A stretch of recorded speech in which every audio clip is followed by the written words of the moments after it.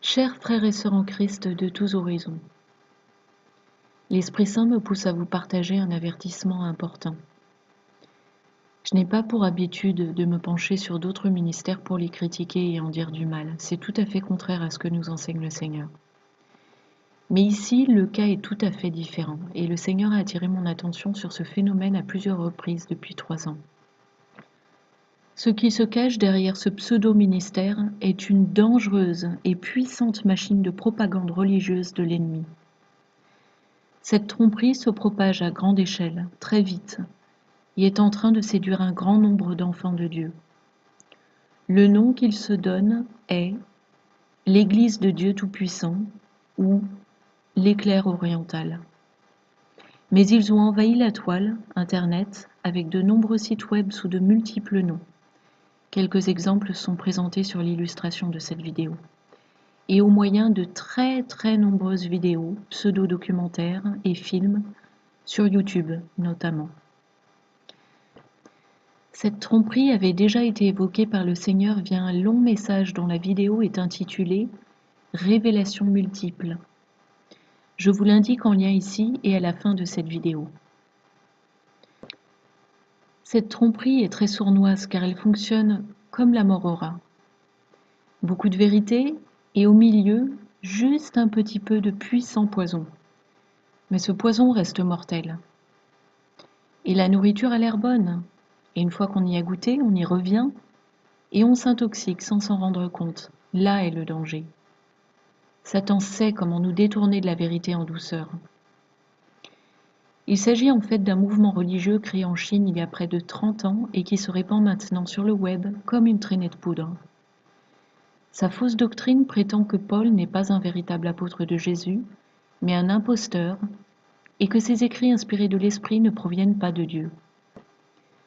Autrement dit, cette fausse doctrine remet en question l'enseignement de près de la moitié du Nouveau Testament que représente le très prééminent livre des Actes, qui relate les actes des apôtres parmi lesquels Paul, l'apôtre assigné aux gentils, et tous les épîtres de Paul. Les écritures de ces livres sont un socle solide et indispensable à tout chrétien pour gagner en sagesse et compréhension des choses spirituelles et pour grandir en stature pour ressembler à Christ.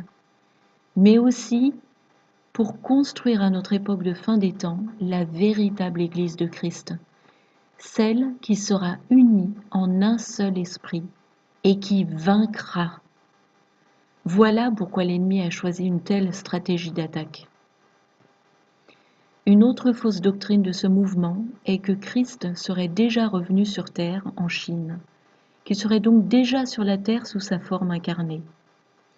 Or les Écritures nous enseignent que Jésus ne reviendra effectivement sur terre en chair et en os, dans son corps glorieux immortel, qu'à la toute fin des grandes tribulations. Ne tombez pas dans cette énorme tromperie, mes frères et sœurs. Et remarquez que lorsque le Seigneur nous dit « Venez me trouver dans le désert », il veut dire « Venez à part dans le calme, vous recueillir en moi et me chercher dans la prière pour me trouver en esprit ». Il n'est pas en train de dire « Allez à tel ou tel endroit sur terre et vous m'y trouverez en personne, en chair et en os ». Non. N'oublions pas que nous vivons l'époque de la grande tromperie, cette époque de la fin des temps contre laquelle les Écritures nous mettent en garde. Si quelqu'un vous dit alors « Le Christ est ici » ou « Il est là », ne le croyez pas, car il s'élèvera de faux Christ et de faux prophètes. Ils feront de grands prodiges et des miracles, au point de séduire, s'il est possible, même les élus. Voici, je vous l'ai annoncé d'avance. Voir Matthieu, chapitre 24, versets 23 à 25.